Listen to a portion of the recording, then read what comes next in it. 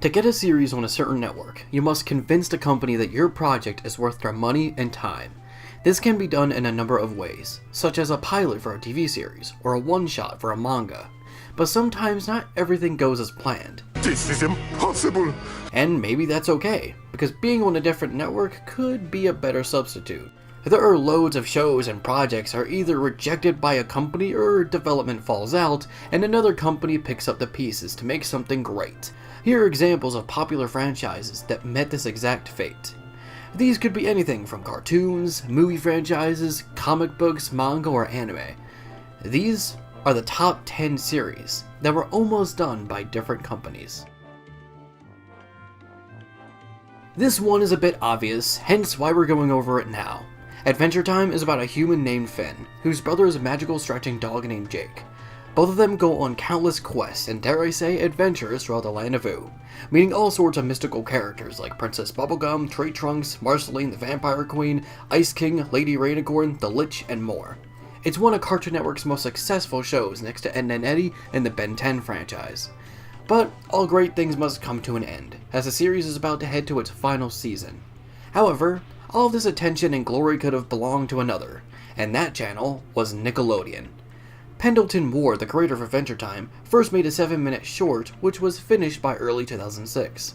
Only a year later, on January 11, 2007, the short premiered on Nicktoons Network, which was then uploaded to the internet where it became a viral hit. A lot of people at Nickelodeon, including Butch Hartman, the creator of Fairly OddParents, thought they would pick it up for sure. But instead, they decided to go for Fanboy and Chum Chum. It was at this point when Cartoon Network picked up the series, as it would later premiere on the channel on April 5th, 2010.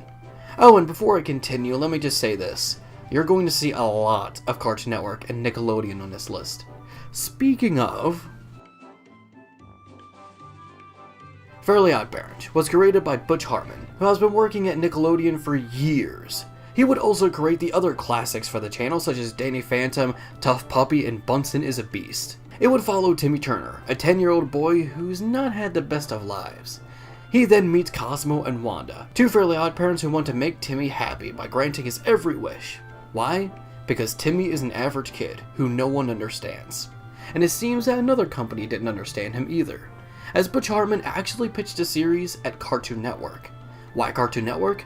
Because at the time, he was working at Cartoon Network on several different series such as Dexter's Laboratory, Johnny Bravo, Cow and Chicken, and I Am Weasel.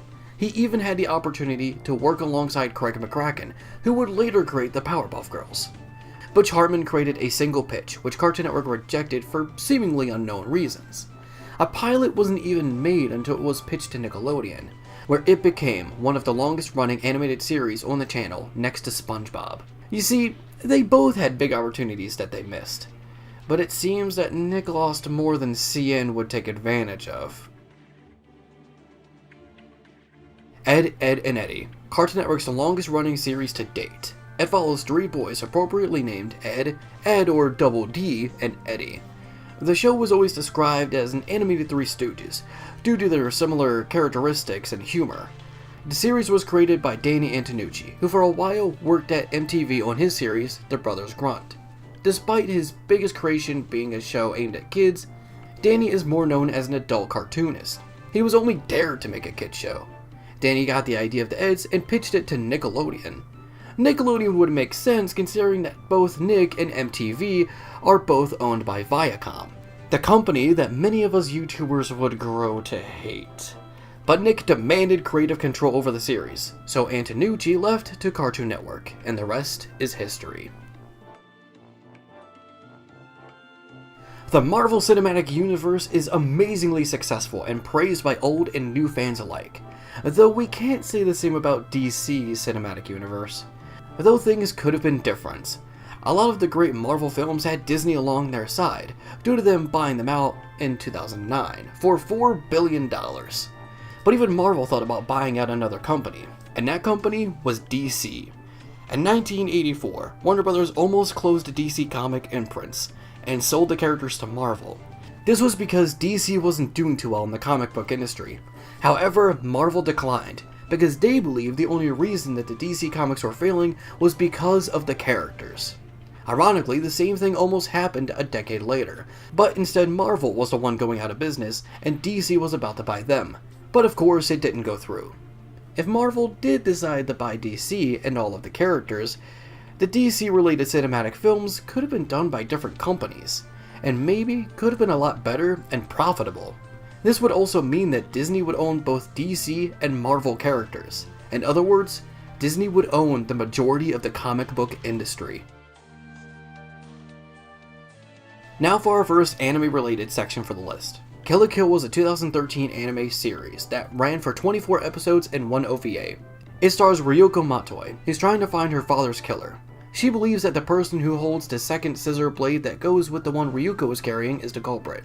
She heads to Hinoji Academy where she meets Satsuki, the student council president of the school. Ryuko isn't strong enough on her own to face Satsuki or any of the Goku uniform wearing students at Hinoji Academy. She then meets Senketsu, a sailor uniform that can transform into a revealing yet powerful armor with Ryuko's blood. The series is done by Studio Trigger, at the time a new animation studio consisting of former animators and employees of Studio Gainax, which is the studio behind Gurren Lagann, Panty and Stocking Wear Garter Belt, and Fully Cooley. Killa Kill went through many changes in production, so many that director Hiroyuki Imaishi started production on Killa Kill way back when he was working on Panty and Stocking and Gainax. Killa Kill could have very well been a Gainax production if it wasn't for the Gurren Lagann movies being his main focus. But with that being said, if Killa Kill was done by Gainax, would Studio Trigger still come to be, and if so, what would be their first creation? Family Guy. One of Fox's longest running animated series next to King of the Hill, and of course, The Simpsons. The series follows the Griffin family, consisting of Stewie, Lois, Meg, Brian, Chris, and of course, Peter. Each episode will follow 2 different stories, both focusing on different characters. The series would change drastically over the years, and many still debate whether or not the series is still good, much like they do with SpongeBob and the already mentioned Simpsons. Anyway, you're not going to believe this, but Family Guy was meant to be more of a kid-friendly show than it is now. It first started as a short for Cartoon Network, known as Larry and Steve, which was shown on their special What a Cartoon. What a Cartoon was where many Cartoon Network classics got their start, such as the Powerpuff Girls, Dexter's Laboratory, Johnny Bravo, Cow and Chicken, Courage the Cowardly Dog, Mike, Lou and Og, Sheep in the Big City, Whatever Happened to Robot Jones, Codename Kids Next Door, Grim and Evil, and Megas XLR. It follows an old man named Larry who adopts a talking dog named Steve, but unlike Brian, only Larry is the one who can understand Steve.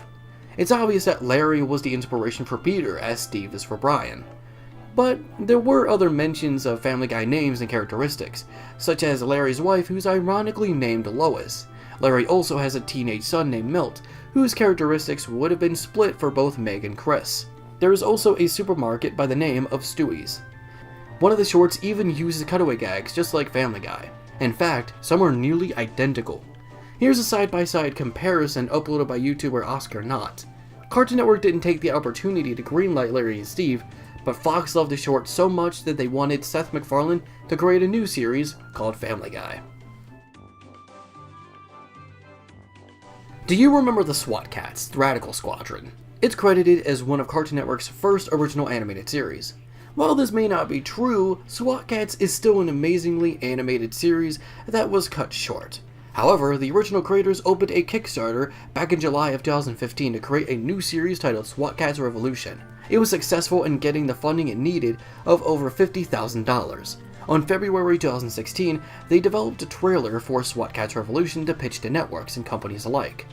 Both the creator, Christian Tremblay, and Warner Brothers tried to get the new series on Cartoon Network, but for some reason they didn't take it. It seems like Cartoon Network is currently suffering from action phobia. Cartoon Network used to experiment, but not so much anymore. It really breaks my heart considering I grew up with Cartoon Network. Oh well, can't change things just by ranting on the internet. We just can't stop bringing up Cartoon Network now, can we? Well, you can be thankful that this is the last mention of Cartoon Network and Nickelodeon on this list. The Grim Adventures of Billy and Mandy, created by Maxwell Adams. It's about 2 kids by the names of Billy and Mandy, who trick the Grim Reaper into being their best friend forever. The series first started as a short made in 1995, but it didn't feature Grim, and was all about trepanning. Maxwell Adams then decided to start pitching a show, which wasn't Billy and Mandy, but instead a show called Milkman. But of course, Milkman was rejected, but Adams didn't give up. In fact, he wanted to do something with the characters he made back in 1995. So the premise of Billy and Mandy was born. It was first pitched to Nickelodeon, but for unknown reasons they rejected the show. It was then pitched to Cartoon Network, where the pilot was put into their Cartoon Network's Big Pick special on August 25th, 2000.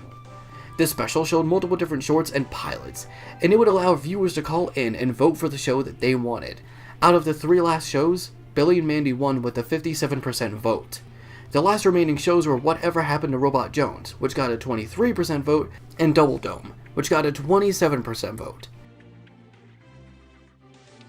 Much like Killa Kill, we're going over another anime series. This series, however, is credited to starting the streaming era of anime and bringing in a new audience to the media. Of course, I'm talking about Attack on Titan, the series about giant humanoid creatures referred to as Titans, who eat humans. The story follows Eren Yeager, who will later become a soldier to fight against a Titan threat, but one day he discovers that he can turn into a Titan himself. Of course, there's more to the story, but we'd be here all day if I went over everything. The anime is done by Studio Wit, but we're not talking about the anime, we're talking about the manga series, which is currently running on Kodansha's Basatsu Shonen magazine.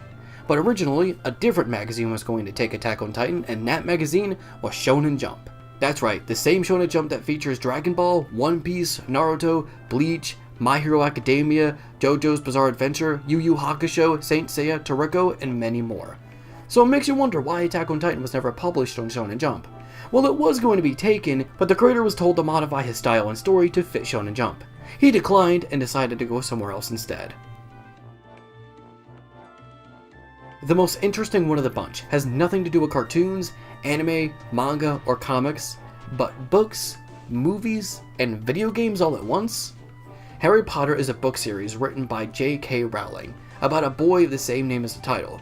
Along with his close friends Hermione and Ron, they attend the wizard school known as Hogwarts.